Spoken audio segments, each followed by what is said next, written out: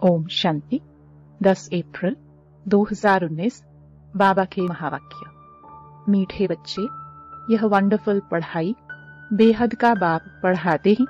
बाप और उनकी पढ़ाई में कोई भी संशय नहीं आना चाहिए। पहला निश्चय चाहिए कि हमें पढ़ाने वाला कौन। प्रश्न: तुम बच्चों को निरंतर याद की यात्रा में रहने की श्रीमत क्यों मिली है? उत्तर: क्योंकि माया दुश्मन अभी भी तुम्हारे पीछे है। जिसने तुमको गिराया है अभी वह तुम्हारा पीछा नहीं छोड़ेगा, इसलिए गफलत नहीं करना। भल तुम संगम युग पर हो, परंतु आधा कल्प उसके रहे हो, इसलिए जल्दी नहीं छोड़ेगा। याद भूली और माया ने विकर्म कराया, इसलिए खबरदार रहना है। आसुरी मत पर नहीं चलना है। ओम शांति। अभी बच्चे भी हैं, बाबा भी है। बाबा अनेक बच्चों को कहेंगे, ओ बेटे।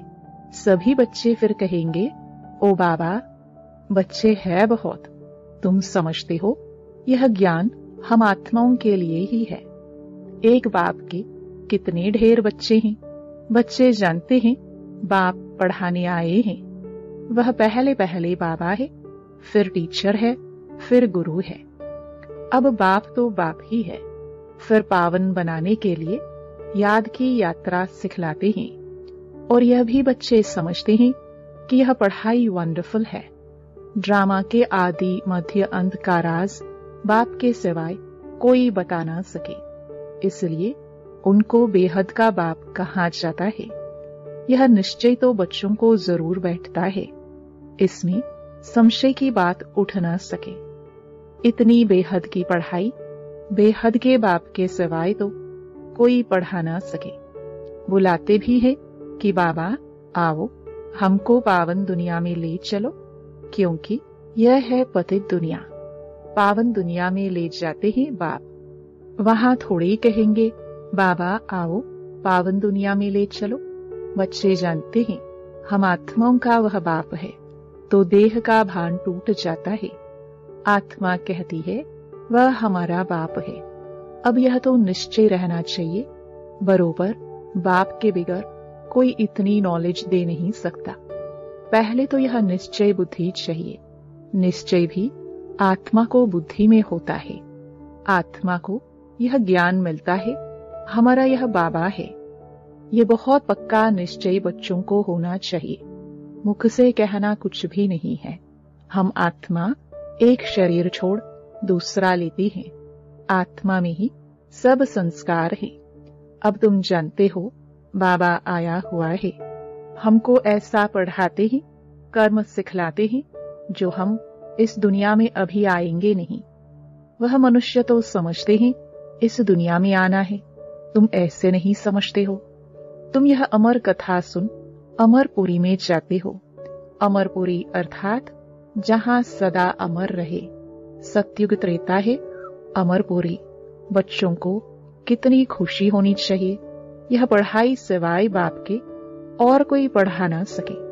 बाप हमको पढ़ाते ही, और जो टीचर्स है वह ऑर्डिनरी मनुष्य है। यहाँ तुम जिसको पतित पावन दुख हरता सुख करता कहते हो, वह बाप अब सम्मुख पढ़ा रहे हैं। सम्मुख होने बिगर राजयोग की पढ़ाई कैसे पढ़ाए? बाप कहते हैं तुम स्वीट बच्चों को यहाँ पढ़ाने आता हूँ, पढ़ाने लिए इनमें प्रवेश करता हूँ। बरोबर भगवानुवाच भी है, तो जरूर उनको शरीर चाहिए। न सिर्फ मुख परंतु सारा शरीर चाहिए। खुद कहते हैं मीठे मीठे रूहानी बच्चों, मैं कल्प कल्प पुरुषोत्तम संगम युगे साधारण तन में आता हूँ। बहुत गरीब भी नहीं तो बहुत साहूकार भी नहीं, साधारण है। यह तो तुम बच्चों को निश्चय होना चाहिए। वह हमारा बाबा है, हम आत्मा है। हम आत्माओं का बाबा है। सारी दुनिया के जो भी मनुष्य मात्र की आत्माएं हैं उन सब का बाबा है, इसलिए उनको बेहद का बाबा कहा जाता है। शिव जयंती मनाते हैं, उसका भी किसको पता नहीं है। कोई से भी पूछो शिव जयंती कब से मनाई जा रही है तो कहेंगे परंपरा से। वह भी कब से, कोई डेट तो चाहिए ना। ड्रामा तो अनादि है, परंतु एक्टिविटी जो ड्रामा में होती है उनकी तिथि तारीख तो चाहिए ना। यह तो कोई भी जानते नहीं। हमारा शिव बाबा आते ही उस लव से जयंती नहीं मनाते। नेहरू की जयंती उस लव से मनाएंगे, आंसू भी आ जाएंगे। शिव जयंती का किसको भी पता नहीं है। अभी तुम बच्चे अनुभवी हो। अनेक मनुष्य हैं जिनको कुछ भी पता नहीं है। कितने मेले लगते हैं, वहां जो जाते हैं वह बता सकते हैं कि सच सच क्या है। जैसे बाबा ने अमरनाथ का भी मिसाल बताया था, वहां जाकर देखा सच सच क्या होता है। दूसरे तो जो औरों द्वारा सुनते हैं वह बतलाते हैं। कोई ने कहा बर्फ का लिंग होता है, कहेंगे सत। अभी तुम बच्चों को अनुभव मिला है, राइट क्या है, रॉन्ग क्या है। अब तक जो कुछ सुनते पढ़ते आए हैं वह सब था अनराइटियस। गायन भी है ना, झूठी काया। यह है झूठ खंड, वह है सचखंड। सतयुग, त्रेता, द्वापर पास्ट हो गया, अब कलयुग चल रहा है। यह भी बहुत थोड़े जानते हैं। तुम्हारी बुद्धि में सब ख्यालात रहते हैं। बाप के पास सारी नॉलेज है, उनको कहते हैं ज्ञान का सागर। उनके पास जो नॉलेज है वह इस तन द्वारा दे हमको आप समान बना रहे हैं। जैसे टीचर भी आप समान बनाते हैं, तो बेहद का बाप भी कोशिश कर आप समान बनाते हैं। लौकिक बाप आप समान नहीं बनाते। तुम अब आए हो बेहद के बाप के पास। वह जानते हैं मुझे बच्चों को आप समान बनाना है। जैसे टीचर आप समान बनाएंगे, नंबरवार होंगे। यह बाप भी ऐसे कहते हैं नंबरवार बनेंगे। मैं जो पढ़ाता हूं यह है अविनाशी पढ़ाई। जो जितना पढ़ेंगे वह व्यर्थ नहीं जाएगा। आगे चल खुद कहेंगे हमने 4 वर्ष पहले, 8 वर्ष पहले कोई से ज्ञान सुना था, अब फिर आया हूं। फिर कोई चटक पड़ते हैं, क्षमा तो हुए, फिर उस पर कोई तो परवाने एकदम फिदा हो जाते हैं। कोई फेरी बहन चले जाते हैं। शुरू में क्षमा पर बहुत परवाने आशिक हो पड़े हैं। ड्रामा प्लान अनुसार भट्ठी बननी थी। कल्प कल्प ऐसा होता आया है। जो कुछ पास्ट हुआ कल्प पहले भी ऐसे हुआ था, आगे फिर भी वही होगा। बाकी यह पक्का निश्चय रखो कि हम आत्मा है। बाप हमको पढ़ाते हैं, इस निश्चय में पक्के रहो, भूल ना जाओ। ऐसा कोई मनुष्य नहीं होगा जो बाप को बाप न समझे। भल फारकती दे देगा तो भी समझेगा हमने बाप को फारकती दी। यह तो बेहद का बाप है, उनको तो हम कभी भी नहीं छोड़ेंगे, अंत तक साथ रहेंगे। यह बाप तो सबकी सद्गति करने वाला है। 5000 वर्ष के बाद आते हैं। यह भी समझते हो सतयुग में बहुत थोड़े मनुष्य होते हैं, बाकी सब शांति धाम में रहते हैं। यह नॉलेज भी बाप ही सुनाते हैं और कोई सुना ना सके, किसकी बुद्धि में बैठ ना सके। तुम आत्माओं का वह बाप है, वह चैतन्य बीज रूप है। क्या नॉलेज देंगे? सृष्टि रूपी झाड़ की, रचता जरूर रचना की नॉलेज देंगे। तुमको पता था क्या कि सतयुग कब था, फिर कहां गया? अभी तुम सामने बैठे हो, बाबा बात कर रहे हैं, पक्का निश्चय करते हो यह हम सभी आत्माओं का बाप है, हमको पढ़ा रहे हैं। यह कोई जिस्मानी टीचर नहीं। इस शरीर में पढ़ाने वाला वह निराकार शिव बाबा विराजमान है। वह निराकार होते भी ज्ञान का सागर है। वह निराकार होते भी ज्ञान का सागर है। मनुष्य तो कह देते उनका कोई आकार नहीं, महिमा भी गाते हैं ज्ञान का सागर, सुख का सागर, परंतु समझते नहीं है। ड्रामानुसार बहुत दूर चले गए हैं, बाबा बहुत नजदीक ले आते हैं। यह तो 5000 वर्ष की बात है। तुम समझते हो, हर 5000 वर्ष बाद हमको पढ़ाने आते हैं। यह नॉलेज और कोई से मिल ना सके। यह नॉलेज है ही नई दुनिया के लिए, कोई मनुष्य दे ना सके, क्योंकि तमो प्रधान है। यह किसको सतो प्रधान बना ना सके, वह तो तमो प्रधान बनते ही जाते हैं। तुम अभी जानते हो, बाबा हमको इनमें प्रवेश करके बता रहे हैं, और फिर बाप कहते हैं, बच्चे गफलत नहीं करना। दुश्मन अभी भी तुम्हारे पीछे है। जिसने ही तुमको गिराया है, वह अभी तुम्हारा पीछा नहीं छोड़ेंगे। भल तुम संगम युग पर हो, परंतु आधा कल्प तुम उनके रहे हो, तो वह जल्दी नहीं छोड़ेंगे। खबरदार नहीं रहेंगे, याद नहीं करेंगे, तो फिर और ही विकर्म करा देंगे। फिर कुछ न कुछ चमाट लगती रहेगी। अभी तो देखो, मनुष्यों ने अपने को आपे ही चमाट मारी है। क्या क्या कह देते हैं, शिव शंकर इकट्ठा कह देते हैं। उनका ऑक्यूपेशन क्या है, उनका क्या, कितने फर्क है। शिव तो है ऊंचते ऊंच भगवान, शंकर देवता। फिर शिव शंकर इकट्ठा कैसे कह देते? पाठ ही दोनों का अलग अलग है। यहाँ भी बहुतों के ऐसे ऐसे नाम हैं। राधे कृष्ण, लक्ष्मी नारायण, शिव शंकर, दोनों नाम स्वयं पर रख दिए हैं।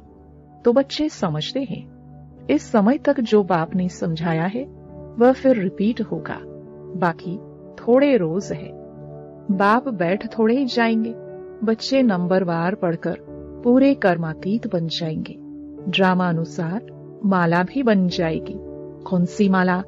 जब आत्माओं की माला बन जाएगी तब फिर वापस जाएंगे।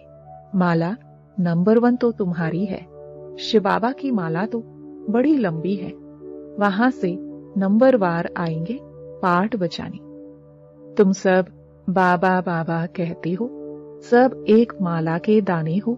सबको विष्णु की माला का दाना नहीं कहेंगे। यह बाप बैठ पढ़ाते हैं। सूर्यवंशी बनना ही है। सूर्यवंशी, चंद्रवंशी जो पास्ट हो गए वह फिर बनेंगे। वह मर्तबा मिलता ही है पढ़ाई से।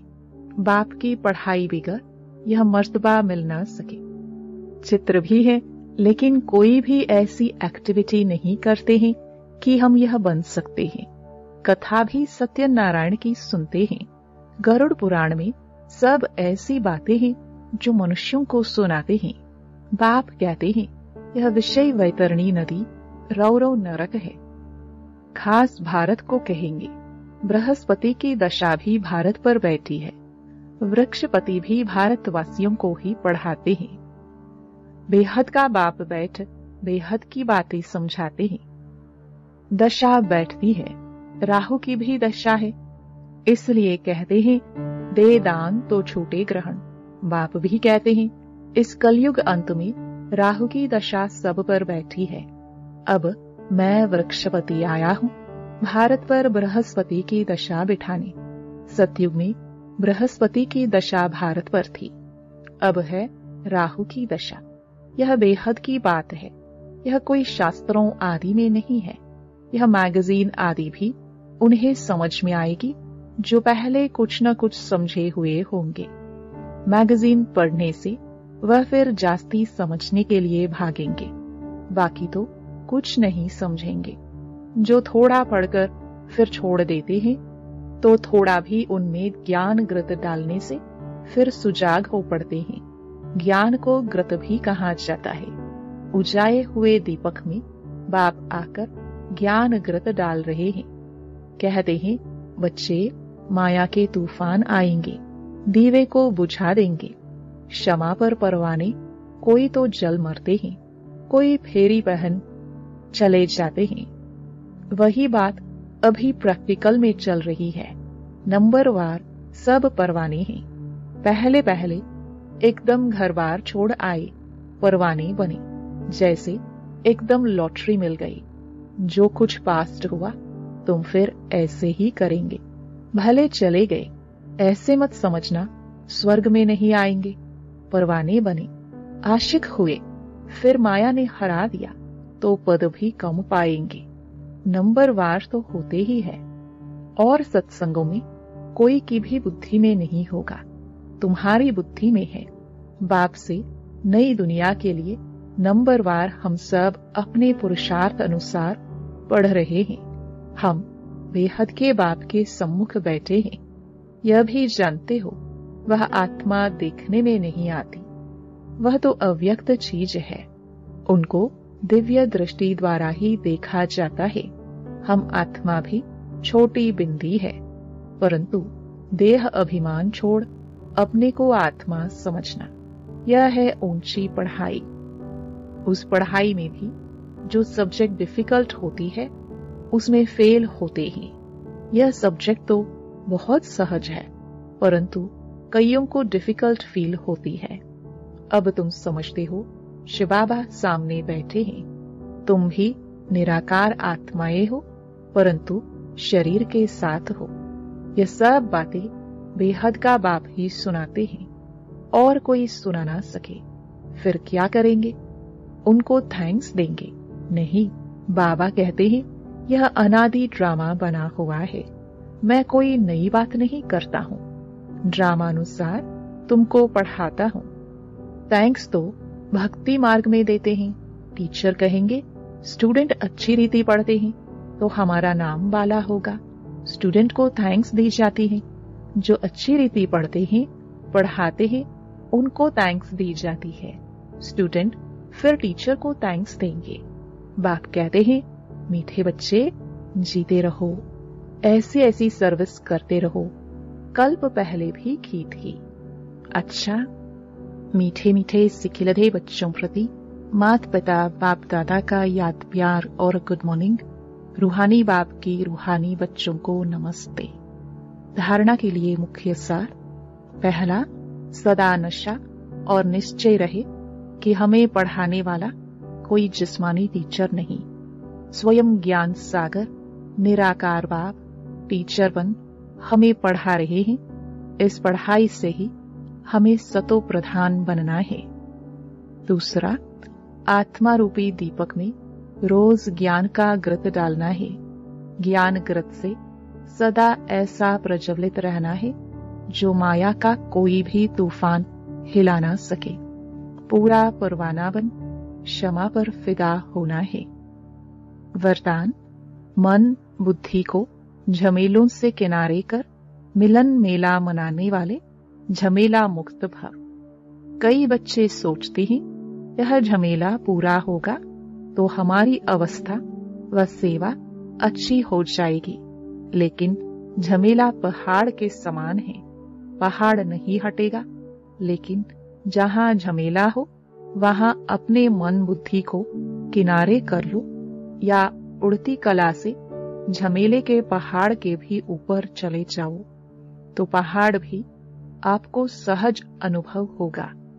झमेलों की दुनिया में झमेले तो आएंगे ही, आप मुक्त रहो तो मिलन मेला मना सकेंगे।